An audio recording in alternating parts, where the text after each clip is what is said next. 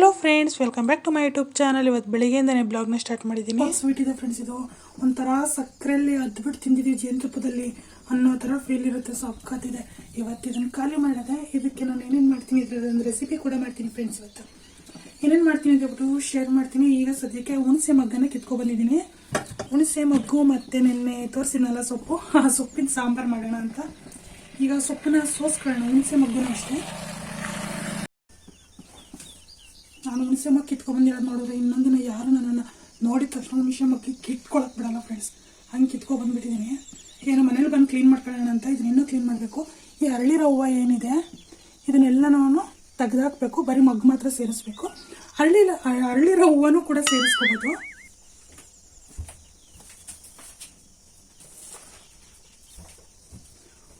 ಅರಳಿರೋ ಹೂವನ್ನು ಸೇರಿಸ್ಕೋಬೋದು, ಚೆನ್ನಾಗಿರುತ್ತೆ. ಬಟ್ ನಾನು ಜಾಸ್ತಿ ಆಗುತ್ತೆ ಅಲ್ವಾ, ಇಷ್ಟೊಂದಿದೆ. ಅದಕ್ಕೋಸ್ಕರ ಈ ಕಡ್ಡಿ ಇದೆಲ್ಲ ಏನಿದೆ ಈ ಕಡ್ಡಿ ಎಲ್ಲ ತೆಗೆದು ಹೂವು ಮತ್ತು ಮಗ್ಗನ ಮಾತ್ರ ತಕ್ಕೋತೀನಿ. ಈ ಥರ ಚಿಗುರಿರುತ್ತಲ್ಲ ಹುಣಸೆ ಮುಗ್ಗಿಂದು, ಈ ಥರ ಚಿಕ್ಕದು, ಈ ಚಿಗುರಲ್ಲಿ ಕೂಡ ನಾನು ಸಾಂಬಾರು ಮಾಡ್ಬೋದು, ಚೆನ್ನಾಗಿರುತ್ತೆ. ಇದು ನಾನು ಬಲ್ತಿದೆ ಅಂತ ಹೇಳ್ಬಿಟ್ಟು ಬಿಸಾಕ್ತಿದ್ದೀನಿ ಅಷ್ಟೇ. ಇದೆಲ್ಲ ಒಂದ್ಸಲ ಕ್ಲೀನ್ ಮಾಡ್ಕೋಬೇಕು.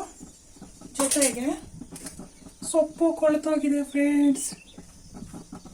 ಹಂಗೆ ಇಟ್ಟೋಗಿದ್ನಲ್ವಾ ಕವರಲ್ಲಿ, ಮಳೆ ಬಂದಿದೆ ಆದರೂ ಕೊಳ್ತೋಗ್ಬಿಟ್ಟಿದೆ. ವಾತಾವರಣ ಕೂಲ್ ಆಗಿದ್ರು.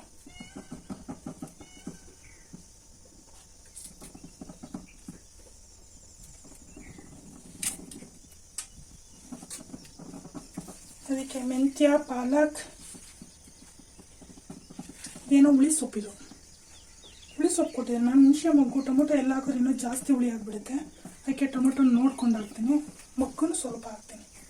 ಇದನ್ನು ಜಾಸ್ತಿ ಹಾಕಲ್ಲ ಫ್ರೆಂಡ್ಸ್.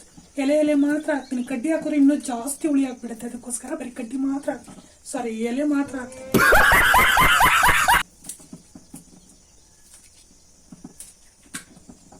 ಈ ಥರ ಸಾಂಬಾರಿಗೆ ಮುದ್ದೆ, ಚಪಾತಿ, ರಾಗಿ ರೊಟ್ಟಿ ಆ ಥರದವು ಮಾಡಿದ್ರೇ ಸಕ್ಕತ್ತಾಗಿರುತ್ತೆ ಫ್ರೆಂಡ್ಸ್. ಇದು ನಮ್ಮ ಮಾಮನ ಮಗಳು ಒಬ್ರಿದ್ರು ಆಯಿತಾ. ಈ ಥರ ಸೊಪ್ಪಿನ ಸಾರು ಮಾಡೋದ್ರಲ್ಲಿ ಅವ್ರು ಸಕ್ಕತ್ತಾಗಿ ಮಾಡೋರು ಸಾರು. ನನಗೆ ಇವತ್ತು ಈ ಥರ ಸಾರಲ್ಲಿ ತಿನ್ನಬೇಕಾದ್ರೆ ನನಗೆ ಅವ್ರ ಮನೆ ಸಾರೇ ನೆನಪಾಗುತ್ತೆ. ಅಷ್ಟು ಚೆನ್ನಾಗಿ ಮಾಡೋರು ಅವರು. ಇದ್ರ ಜೊತೆಗೆ ಸ್ವಲ್ಪ ತಬಾಕ್ಸಿ ಸೊಪ್ಪು ಬರುತ್ತಲ್ಲ, ಆ ಸೊಪ್ಪನ್ನು ಸೇರಿಸಿದ್ರು ಅಷ್ಟೇ ಟೇಸ್ಟ್ ಚೆನ್ನಾಗಿರುತ್ತೆ. ಆದರೂ ಉಪ್ಪು ಖಾರ ಎಲ್ಲ ಕರೆಕ್ಟಾಗಿ ಹಾಕಿದ್ರೆ ಮಾತ್ರ ಚೆನ್ನಾಗಿರುತ್ತೆ. ಉಪ್ಪು ಕಡಿಮೆ ಇರಲಿ, ಖಾರ ಕಡಿಮೆ ಇರಲಿ ಅಂದರೆ ಯಾವ ಸಾಂಬಾರು ಚೆನ್ನಾಗಿರಲ್ಲ. ಇವತ್ತು ಚೆನ್ನಾಗಿ ಮಾಡ್ತೀನಿ ಫ್ರೆಂಡ್ಸ್. ಚೆನ್ನಾಗಿ ಮಾಡಿ ಇವಾಗ ಇದಕ್ಕೆ ರೈಸ್ ಮಾಡ್ತೀನಿ. ಗೊತ್ತಲ್ಲ, ನಮ್ಮ ಮನೇಲಿ ಹಿಟ್ಟು ಇಲ್ಲ.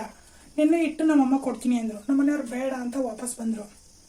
ನೆಕ್ಸ್ಟು ನನ್ನ ತಮ್ಮ ಬಂದಾಗ ಊರಿಗೆ ಹೋಗ್ತೀನಲ್ಲ ಅವಾಗ ತಗೊಬರ್ತೀನಿ ಫ್ರೆಂಡ್ಸ್.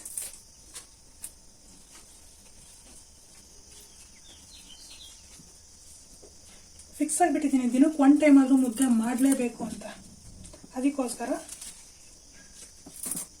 ತಗೊಂಬರೋಣ. ಈಗ ಪಾಲಕು ಸೊಪ್ಪೆಲ್ಲ ಬಿಡಿಸ್ಕೊಂಡು ಒಂದು 2-3 ಸಲ ತೊಳ್ಕೊಂಡ್ರೆ ಸರಿ ಹೋಗುತ್ತೆ.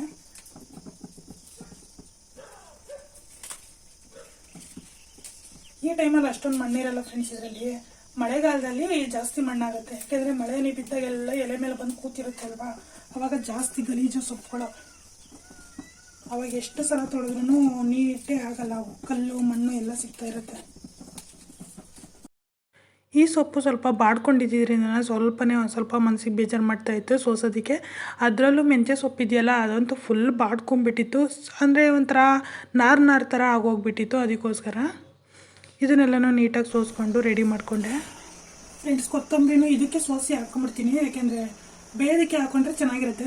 ಸೊಪ್ಪಿನ ಜೊತೆ ಬೇಯಿಸ್ಕೊಂಡ್ಬಿಡ್ತೀನಿ.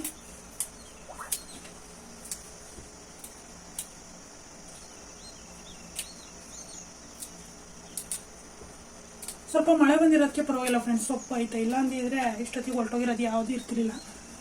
ಕೊತ್ತಂಬರಿನೂ ಕೂಡ ಅದಕ್ಕೆ ಹಾಕ್ಕೊಂಡು ಸೇರಿಸ್ಕೊಳ್ತೀನಿ. ಇಷ್ಟೊತ್ತು ಸೊಪ್ಪು ಕ್ಲೀನ್ ಮಾಡಿದ್ದೆ ಆಯಿತು ಫ್ರೆಂಡ್ಸ್. ಈಗ ಸೊಪ್ಪು ಇಷ್ಟು ಸಿಕ್ಕೈತೆ. ಮಗ್ಗು ಕ್ಲೀನ್ ಮಾಡಬೇಕಿವಾಗ. ಇದೇನಿದೆ ಮಗ್ಗು, ಇದನ್ನೆಲ್ಲನೂ ಇವಾಗ ತೆಗೆದಾಕೋಬೇಕು. ಹೂವು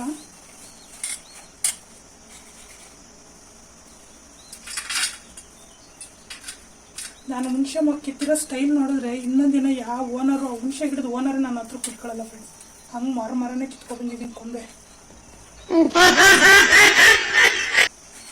ಜಾಸ್ತಿ ಆಯ್ತಲ್ಲ, ಅದಕ್ಕೋಸ್ಕರ ಅರಳಿರೋದೆಲ್ಲ ತೆಗ್ದಾಕ್ತಿದ್ದೀನಿ. ಇಲ್ಲಾಂದರೆ ಅರಳಿರೋದು ಹಾಕ್ಬೋದು, ಚೆನ್ನಾಗಿರುತ್ತೆ ಅರಳಿರೋದನ್ನ. ಅದರಲ್ಲಿ ಪುಟ್ಪುಟಾಣಿ ಹುಣಸಿನ ಬಂದಿರುತ್ತಲ್ಲ, ಅದಕ್ಕೆ ಇನ್ನೂ ಹುಳಿ ಚೆನ್ನಾಗಿರುತ್ತೆ. ಇಷ್ಟು ರೆಡಿ ಆಯಿತು ಫ್ರೆಂಡ್ಸ್. ಈಗ ಇದನ್ನು ಸಾಂಬಾರ್ಗೆ ಹಾಕೋದಷ್ಟೇ, ತೊಳೆದು ಬಿಟ್ಟು.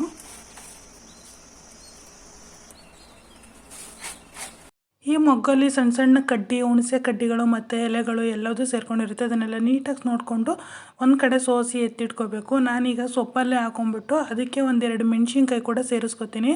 ಮೆಣಸಿನ್ಕಾಯಿನ ಹಾಕ್ಕೊಂಡು ಅದರಲ್ಲೇ ಅಂದರೆ ಕಟ್ ಮಾಡಬೇಕಾದ್ರೆ, ಸೊಪ್ಪೆಲ್ಲ ಕಟ್ ಮಾಡುವಾಗ ಮೆಣಸಿನ್ಕಾಯಿ ಕೂಡ ಕಟ್ ಆಗುತ್ತೆ. ಅದಕ್ಕೋಸ್ಕರ ಖಾರ ಮೀಡಿಯಮ್ಮಾಗಿ ಆಗುತ್ತೆ ಅಂತೇಳ್ಬಿಟ್ಟು. ಇಲ್ಲಾಂದರೆ ಮೆಣಸಿನ್ಕಾಯಿ ಎಲ್ಲ ನಾವು ಮಸಿಬೇಕಾದ್ರೆ ಸೈಡ್ಗೆ ಹೋಯ್ತು ಅಂದರೆ ಖಾರ ಅಷ್ಟು ಆಗಲ್ಲ. ಕಟ್ ಮಾಡಿ ಹಾಕೋದ್ರಿಂದ ಸ್ವಲ್ಪ ಆಗುತ್ತೆ ಅಂತೇಳಿ ನಾನು ಮೆಣಸಿನ್ಕಾಯಿನೂ ಅದಕ್ಕೆ ಹಾಕ್ಕೊಂಡು ಸೊಪ್ಪನ್ನೆಲ್ಲ ಒಂದು 2-3 ಸರಿ ತೊಳ್ಕೊಬೇಕು. ಈ ಟೈಮಲ್ಲಿ ಸ್ವಲ್ಪ ಮಣ್ಣೆಲ್ಲ ಕಡಿಮೆ ಇರುತ್ತೆ, ಮಳೆಗಾಲದಲ್ಲಿ ಜಾಸ್ತಿನೇ ಇರುತ್ತೆ ಫ್ರೆಂಡ್ಸ್. ಒಂದು 3 ಸಲ ತೊಳೆದು ಇವಾಗ ಇದು ನೀರನ್ನು ಚೆಲ್ಕೊಂಡ್ಬಿಟ್ಟು ಸೊಪ್ಪನ್ನ ಹಂಗೆ ಇಟ್ಕೊಳ್ಳೋದು, ಅಂದರೆ ಕಟ್ ಮಾಡ್ಕೋಬೇಕು.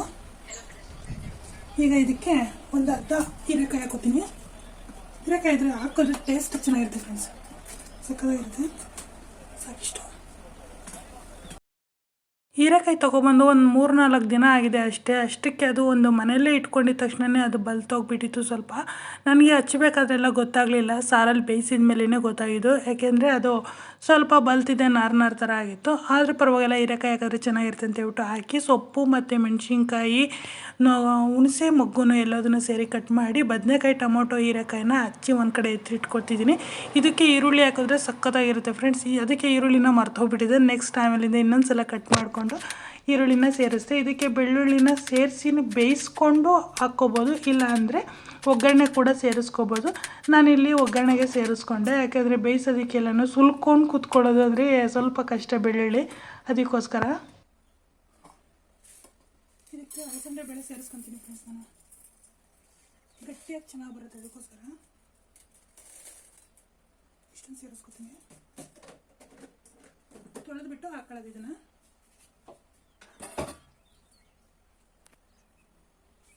ತೊಳೆದು ಅದನ್ನು ಕುಕ್ಕರಲ್ಲಿ ಬೇಯಿಸ್ಕೊಂಡ್ರೆ ಚೆನ್ನಾಗಿರೋದು. ಕುಕ್ಕರ್ ನೀರನ್ನ ಹಾಕಿ ಮುಚ್ಚಿದ್ರೆ ಆಗೋದಕ್ಕೆ.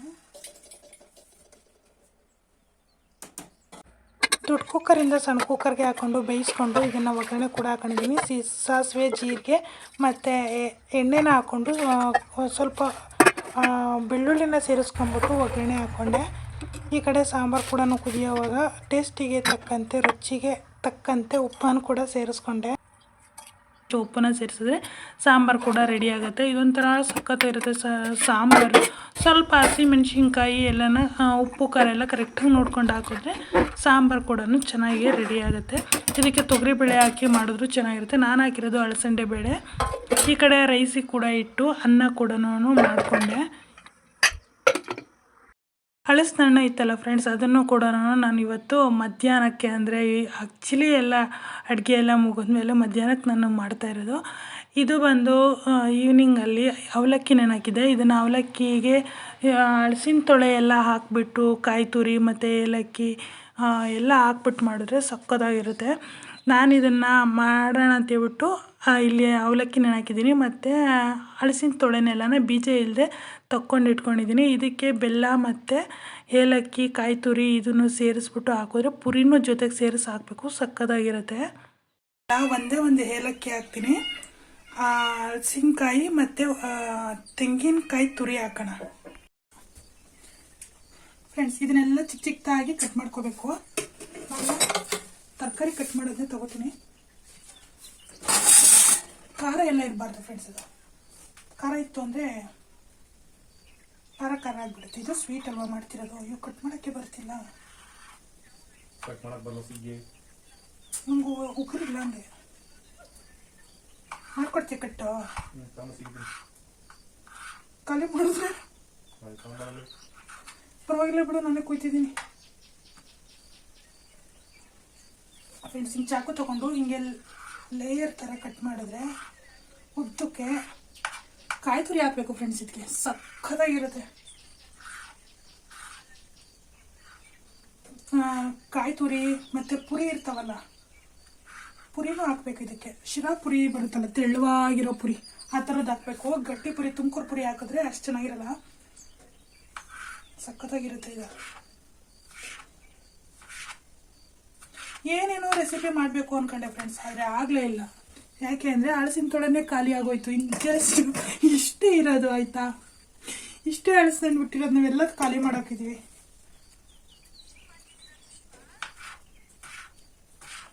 ನೆಕ್ಸ್ಟ್ ಟೈಮ್ ಇನ್ನೊಂದನ್ನ ತಗೊಬಂದಾಗ ಮಾಡ್ತೀನಿ ಫ್ರೆಂಡ್ಸ್. ಸ್ವೀಟ್ ಚಟ್ನಿ, ಖಾರ ಚಟ್ನಿ, ದೋಸೆ ಎಲ್ಲ ಮಾಡ್ತೀನಿ. ಮತ್ತೆ ಊರಿಗೆ ಹೋಗಿ ತಗೊಬರ್ಬೇಕು ಅಷ್ಟೇ. ದುಡ್ಡು ಕೊಟ್ಟು ತಗೋಬೋದು, ಆದರೆ ಈ ಥರ ಟೇಸ್ಟ್ ಸಿಗೋಂಥ ಕಾಯಿ ಸಿಗಲ್ಲ. ಯಾಕಂದರೆ ಮರಗಳು ಗೊತ್ತಿದ್ರೆ ಮಾತ್ರನೇ ಇರೋದು. ಅವರೆಲ್ಲ ಯಾವ್ಯಾವ ಮರದ್ದು ಕಿತ್ಕೊಬಂದು ಹಾಕೊಂಡಿರ್ತಾರೋ ಯಾರಿಗೆ ಗೊತ್ತಿರುತ್ತೆ. ಅದೆಲ್ಲ ಅಷ್ಟು ಸ್ವೀಟ್ ಇರೋದೇ ಇಲ್ಲ. ಚೆನ್ನಾಗಿದೆ ಅಂತೆಲ್ಲ ಮಾರೋರು ಕೊಟ್ಟು ಮಾರ್ತಾರೆ, ಬಟ್ ಅದು ಚೆನ್ನಾಗಿದೆ ಅನ್ನೋದು ನಾವು ತಂದಮೇಲೆ ಗೊತ್ತಾಗೋದು. ಇದಾದರೆ ಒಂದ್ಸಲ ತಿಂದಿದ್ದೀವಲ್ಲ ಫ್ರೆಂಡ್ಸ್, ಅದಕ್ಕೆ ಚೆನ್ನಾಗಿದೆ ಅಂತ ನಮಗೆ ಗೊತ್ತಾಗಿದೆ. ನೆಕ್ಸ್ಟ್ ಟೈಮ್ ಇನ್ನೊಂದ್ಸಲ ತಗೊಬಂದಾಗ ಎಲ್ಲ ಮಾಡೋದು. ದೋಸೆ, ಸ್ವೀಟು, ಖಾರ, ಹಳಸಿನಕಾಯಿ ಹಲ್ವಾ ಎಲ್ಲ ಮಾಡೋಣ ಫ್ರೆಂಡ್ಸ್. ಹಳಸಿನಕಾಯಿಲ್ಲ, ಹಳಸಿನ ಹಣ್ಣು ಹಲ್ವಾ, ಬನಾನಾ ಹಲ್ವಾ ಮಾಡೋಣ ಅನ್ಕೋತೀನಿ. ಕಾರ್ನ್ಫ್ಲೋರ್ ಇಲ್ಲಕ್ಕೆ ಸೈಲೆಂಟ್ ಆಗಿದ್ದೀನಿ ಫ್ರೆಂಡ್ಸ್. ಬನಾನಾ ಹಲ್ವಾ ಮಾಡಬೇಕು ಅಂತ ತುಂಬ ದಿನದಿಂದ ಆಸೆ. ಕಾರ್ನ್ಫ್ಲೋರ್ ಇಲ್ಲ, ಅದಕ್ಕೆ ಬೇಕಾಗಿರೋದು ಮೇಯ್ನ್ ಆಗಿ ಕಾರ್ನ್ಫ್ಲೋರೇ ಬೇಕಿರೋದು.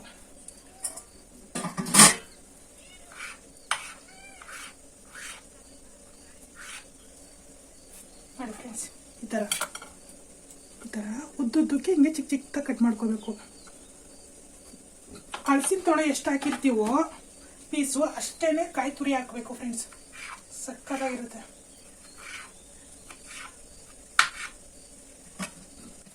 ಈ ಕಡೆಗೆ ಹಳಸಿನ ತೊಳೆನೆಲ್ಲ ಚಿಕ್ಕ ಚಿಕ್ಕದಾಗಿ ಸ್ಲೈಸಾಗಿ ಉದ್ದಕ್ಕೆ ಕಟ್ ಮಾಡ್ಕೊತಿದ್ದೀನಿ.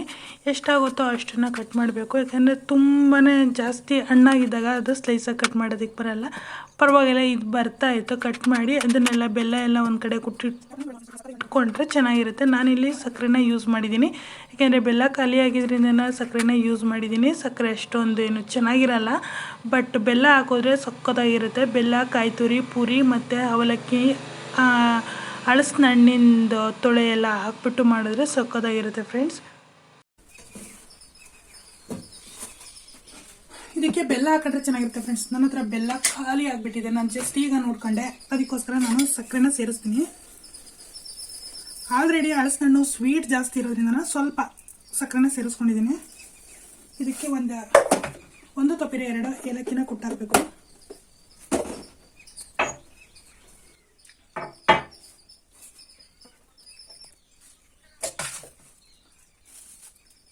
ಎರಡನ್ನು ತೊಗೊಂಡಿದ್ದೀನಿ ಫ್ರೆಂಡ್ಸ್, ಸಾಕು. 2 ಜಾಸ್ತಿ ಸ್ಮೆಲ್ ಆಯಿತು ಅಂದರೆ ಚೆನ್ನಾಗಿರಲ್ಲ.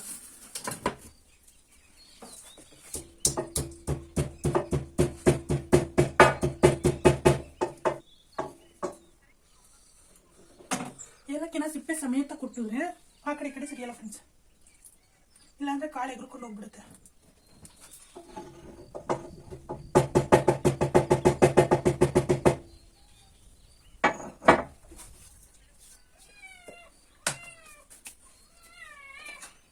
ಇದನ್ನು ನೀಟಾಗಿ ಮಿಕ್ಸ್ ಮಾಡಬೇಕು. ಕಾಯಿ ತುರಿ ಹಾಕಬೇಕು ಫ್ರೆಂಡ್ಸ್. ಕಾಯಿ ಸುಲಿಯೋದಕ್ಕೆ ಮಚ್ಚಿಲ್ಲ, ಆಯಿತಾ? ಕಾಯಿ ಇದೆ, ಮಚ್ಚಿಲ್ಲ. ನಾನು ಮಾಡೋ ಅಡುಗೆಗೆ ಏನಾದರೂ ಒಂದು ಅಡೆತಡೆ ಬರುತ್ತೆ ಅಂದರೆ ಇದೇ ರೀಸನ್ಗಳಷ್ಟೇ.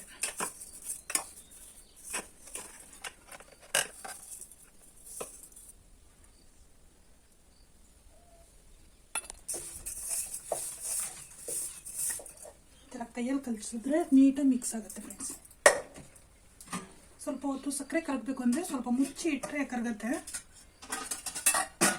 1-2 ನಿಮಿಷ ಬಿಟ್ಟರೆ ಸಾಕು ಫ್ರೆಂಡ್ಸ್, ನೀಟಾಗಿ ಅದು. ಫ್ರೆಂಡ್ಸ್ ಇನ್ನೊಂದೇನು ಅಂದರೆ ಹಳ್ಳಿನೇ ಫ್ರೆಂಡ್ಸ್, ಎಷ್ಟು ಚೆನ್ನಾಗಿದೆ ನೋಡಿ ಕಲರ್, ಜೇನುತುಪ್ಪ ಆಗಿದೆ. ನೆಕ್ಸ್ಟು ಮಾವಿನಕಾಯಿ ಉಪ್ಪಿನಕಾಯಿ ಮಾಡೋಣ ಫ್ರೆಂಡ್ಸ್. ನಾಳೆ ಮಾಡ್ತೀನಿ ಫ್ರೆಂಡ್ಸ್, ಇವತ್ತು ಮಾಡೋಕ್ಕಾಗಲ್ಲ, ಯಾಕಂದರೆ ಆಲ್ರೆಡಿ ಟೈಮ್ ಹೋಗಿದೆ. ಬೇರೆನೇ ಪ್ರೋಗ್ರಾಮ್ ಇದೆ ಆಯಿತಾ, ಅದಕ್ಕೋಸ್ಕರ ನಾಳೆ ಉಪ್ಪಿನಕಾಯಿ ಮಾಡೇ ಮಾಡ್ತೀನಿ ಫ್ರೆಂಡ್ಸ್. ಉಪ್ಪಿನಕಾಯಿ ನಾಳೆ ಮಾಡೋಣ. ಈಗ ಅವಲಕ್ಕಿ ಇದು ರೆಡಿಯಾಗಿದೆ ಫ್ರೆಂಡ್ಸ್. ಈಗ ಹಾಕ್ಕೊಂಡು ತಿನ್ನೋ ಸಮಯ.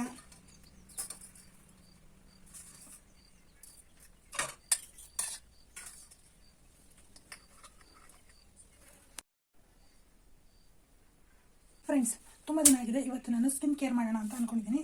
ಸ್ಕಿನ್ ಕೇರ್ಗೆ ಏನೇನು ಬೇಕು ಅಂದರೆ ಸ್ವಲ್ಪ ಅರಿಶಿನ ತೊಗೋತೀನಿ, ಆಮೇಲೆ ಸ್ವಲ್ಪ ಕಾಫಿ ಪುಡಿ ತೊಗೋತಿದ್ದೀನಿ. ಎರಡೂ ಸ್ವಲ್ಪ ಫ್ರೈ ಮಾಡ್ಕೊಳ್ಳೋಣ, ಡೀಪ್ ಫ್ರೈ ಮಾಡ್ಕೊಳ್ಳೋಣ.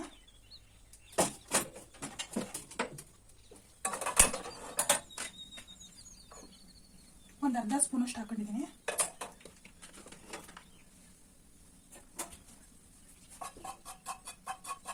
ಫುಲ್ ಡಾರ್ಕ್ ಆಗಿ ಅಂದರೆ ಫುಲ್ ಡಾರ್ಕ್ ಕಲರ್ ಉರಿಬೇಕು ಫ್ರೆಂಡ್ಸ್. ಇದು ಫುಲ್ ಕಲರ್ ಚೇಂಜ್ ಆಗೋವರೆಗೂ ಉರಿಬೇಕು.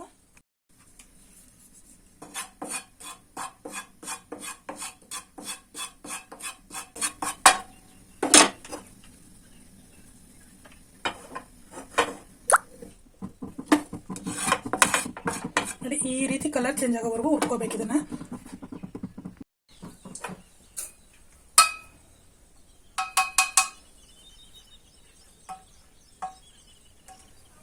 ಈಗ ಒಂದು ಬೌಲ್ಗೆ ಹಾಕೊಂಡಿದ್ದೀನಿ.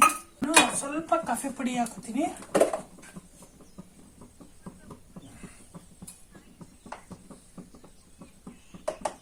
ಒಂದು ಅರ್ಧ ಸ್ಪೂನ್ ಸಾಕಾಗುತ್ತೆ ಫ್ರೆಂಡ್ಸ್.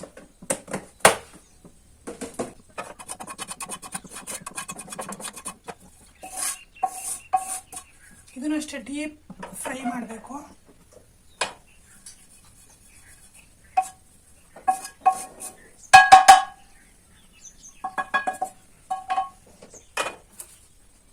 ಅರಿಶಿನ ಪುಡಿ ಮತ್ತು ಕಾಫಿ ಪುಡಿ,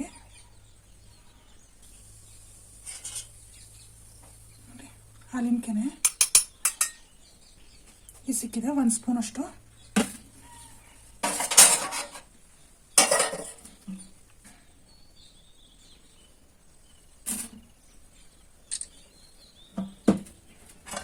ಇವೆರಡೂ ಈಗ ನೀಟಾಗಿ ಮಿಕ್ಸ್ ಮಾಡ್ಕೋಬೇಕು. 2 ಅಲ್ಲ 3 ಕಾಫಿ ಪೌಡರು, ಅರಿಶಿನ ಪುಡಿ 3 ಮಿಕ್ಸ್ ಮಾಡಬೇಕು. ನೋಡಿ, ಈ ಥರ ಆಗಿದೆ, ಫುಲ್ ಪೇಸ್ಟ್ ಥರ ಆಗಿದೆ. ಈಗ ಇದನ್ನು ನಾನು ಮೇಕಪ್ ಬ್ರಷ್ನ ಯೂಸ್ ಮಾಡ್ತಿದ್ದೀನಿ. ಟಾರೆಲ್ಲ ರಿಮೂವ್ ಮಾಡುತ್ತೆ ಫ್ರೆಂಡ್ಸ್ ಇದು.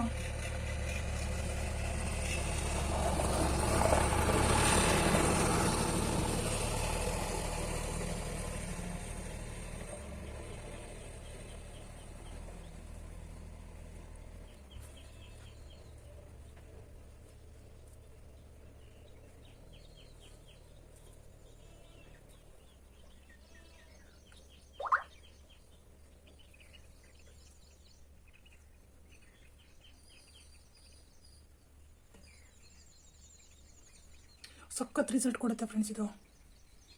ವಾರಕ್ಕೆ 1 ಟೈಮ್ ಆದರೂ ಮಾಡಬೇಕು. ಟ್ಯಾನ್ ಎಷ್ಟು ಚೆನ್ನಾಗಿ ರಿಮೂವ್ ಆಗುತ್ತೆ ಅಂದರೆ ಚೆನ್ನಾಗಿ ಅನಿಸುತ್ತೆ. ನಾನು ಇರೋದು ಇದೇ ಕಲರು ಆಯಿತಾ. ಹೊರಗಡೆ ಹೋದರೆ ಯಾರಾದರೂ ಭಯಪಟ್ಟರೆ ಏನು ಮಾಡಬೇಕು? Wow, so cute.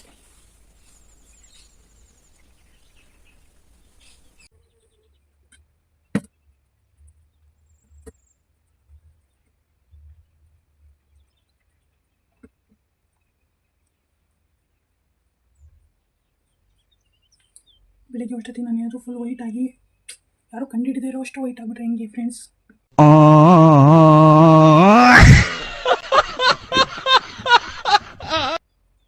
ಅಂತ ಏನಾದರೂ ಕ್ರೀಮ್ ಸಿಕ್ತು ಅಂದರೆ ನನಗೆ ಸೆಂಡ್ ಮಾಡಿಬಿಡಿ ಆಯಿತಾ.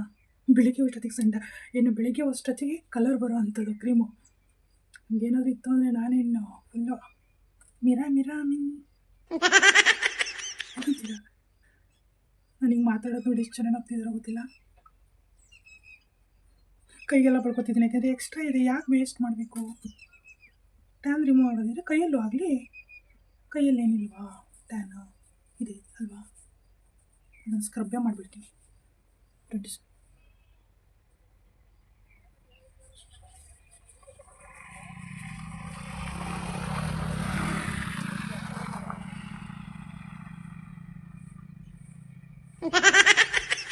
ಅಯ್ಯೋ, ಸ್ಕ್ರಬ್ ಮಾಡೋದು ಅಂದರೆ ಸಖತ್ ಇಷ್ಟ ಫ್ರೆಂಡ್ಸ್. ಎಷ್ಟು ಚೆನ್ನಾಗಿದೆ.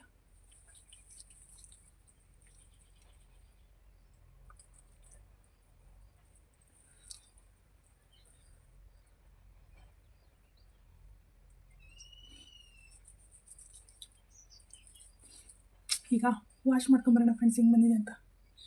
2000 years later.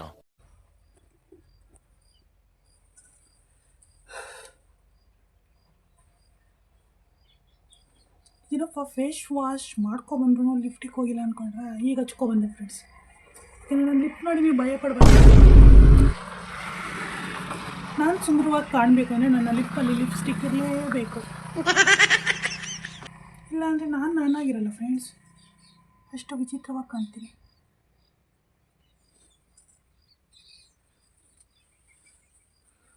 ಸದ್ಯಕ್ಕೆ ನನ್ನ ಮಾಯ್ಶ್ಚರೈಸರ್, ಕ್ರೀಮ್ ಎಲ್ಲ ಎಕ್ಸೆಟ್ರಾ ಎಲ್ಲದು ಇದೊಂದು. ಇದನ್ನು ಹಚ್ಚಿ ಬೆಳ್ಳಗಾಗಿರಿ. ನನಗೆ ಫೌಂಡೇಶನ್ ಹಚ್ಚಿದ್ರು ಆ ಥರ ಓವರ್ ಮೇಕಪ್ ಮಾಡ್ಕೊಂಡು ಇಷ್ಟನೇ, ಆದರೆ ಜನ ಸಹಿಸಲ್ಲ. ಅದಕ್ಕೋಸ್ಕರ ಫಂಕ್ಷನ್ಗಳಿಗೆ ಮಾತ್ರ ರೆಡಿ ಆಗೋದು. ಜೊತೆಗೆ ನಾರ್ಮಲ್ ದಿನದಲ್ಲೂ ಡೈಲಿ ರೆಡಿಯಾಗಿ ಓಡಾಡೋದು, ಕೆಲ್ಸಕ್ಕೆ ಹೋಗೋದು, ಆ ಥರ ನಾನು ಇರಬೇಕಾಗಿತ್ತು ಫ್ರೆಂಡ್ಸ್. ಕೆಲ್ಸಕ್ಕೆ ಏನಾದರೂ ಹೋಗಂಗಿದ್ದರೆ ಫುಲ್ ಜಿಮ್ಮಾಗಿ ರೆಡಿಯಾಗಿ ಹೋಗ್ತಾಯಿದ್ದೆ. ಅದಕ್ಕೆ ದೇವ್ರು ನನ್ನನ್ನು ಕೆಲಸಕ್ಕೆ ಹೋಗದೆ ಮನೆಯಲ್ಲಿ ಎಲ್ಲರೂ ಚಾಕರಿ ಮಾಡಿಕೊಂಡು ಇರೋ ಹಾಗೆ ಬಿಟ್ಟಿದ್ದಾನೆ. ಇಷ್ಟೇ ಫ್ರೆಂಡ್ಸ್, ಆಗೋಯ್ತು. ಈಗ ಒಂದು ಸ್ಟಿಕ್ಕರ್ನ ಇಟ್ಕೊಂಡ್ರೆ ನಾನು ರೆಡಿ.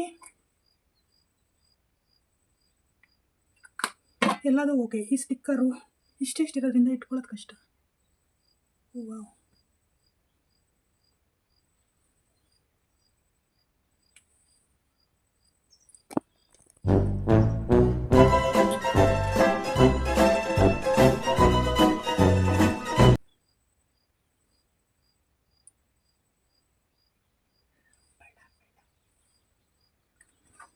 ಇಷ್ಟ ಫ್ರೆಂಡ್ಸ್. ಇವತ್ತಿನ ವೀಡಿಯೋ ಇಷ್ಟ ಆಯಿತು ಅಂದರೆ ಇಷ್ಟ ಆಗಿರೋ ಲೈಕ್ ಮಾಡಿ, ಶೇರ್ ಮಾಡಿ, ಸಬ್ಸ್ಕ್ರೈಬ್ ಮಾಡ್ಕೊಳ್ಳೋದನ್ನ ಮರಿಬೇಡಿ. ಹಾಗೆ ಆಲಂತ ಬಟನ್ನ ಕ್ಲಿಕ್ ಮಾಡಿ ಪ್ಲೀಸ್. ಎಲ್ಲರೂ ಸಬ್ಸ್ಕ್ರೈಬ್ ಮಾಡ್ಕೊಂಡು ಸಪೋರ್ಟ್ ಮಾಡಿ.